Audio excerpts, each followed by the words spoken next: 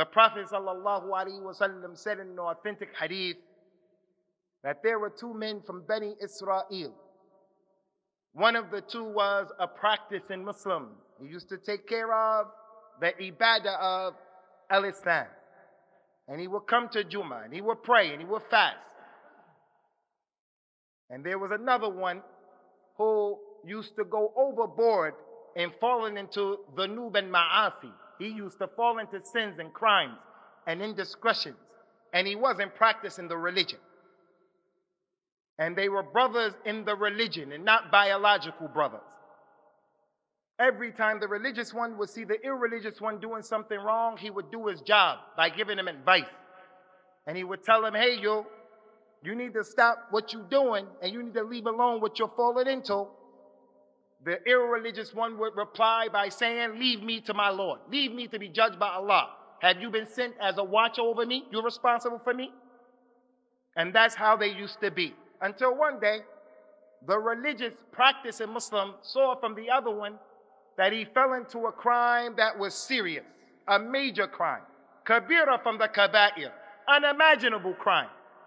So he gave him advice and he said, hey, you better stop what you're doing. Woe unto you. You better be careful. The irreligious one said to him again, leave me to my Lord. Leave me to be judged by Allah. Have you been sent as a watch over me? You're responsible for me? The religious brother became upset. He became angry.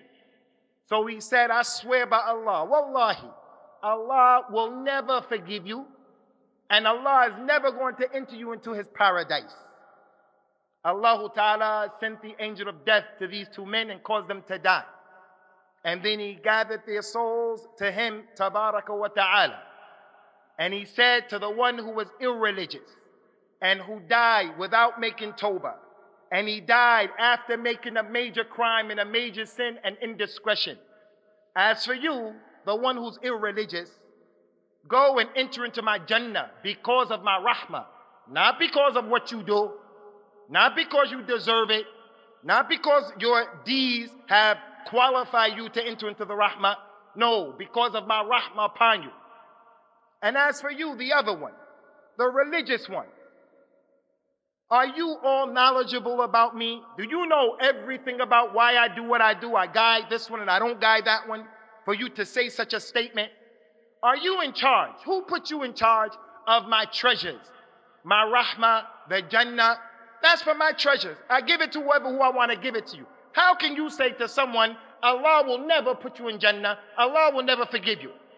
So he said to the malaika, take this one and throw him in the hellfire.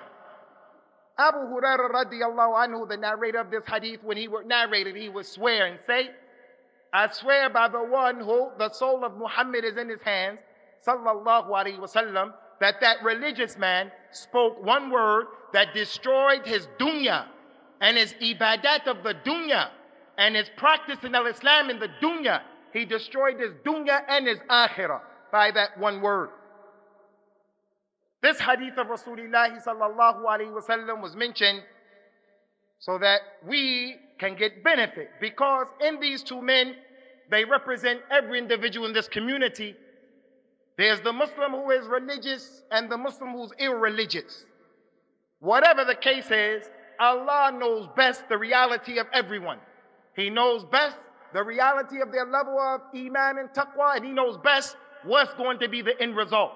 No one should look at someone else and tread in that realm that he doesn't have the right to do. It's not your right, that's not anyone's place.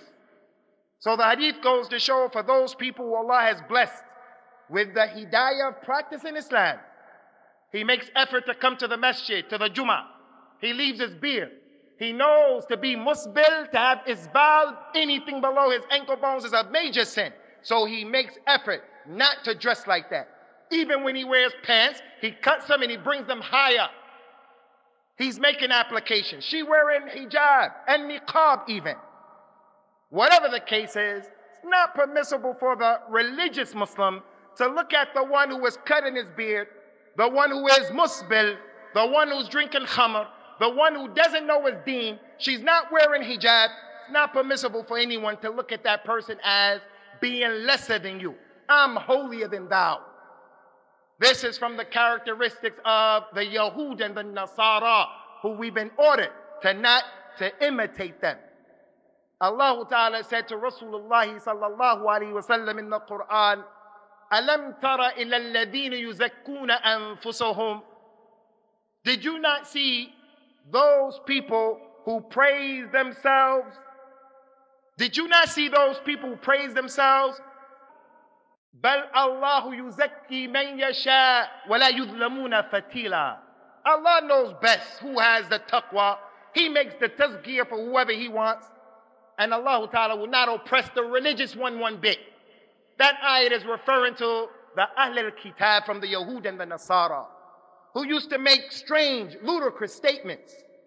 They used to say things like they were the sons of Allah.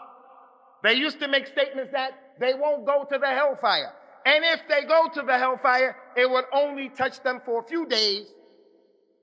And everyone else who's not from their religion, they're astray. They're in the hellfire. Allah doesn't love them. That is not from the way of the Muslim. The true religious Muslim, he doesn't fall into something like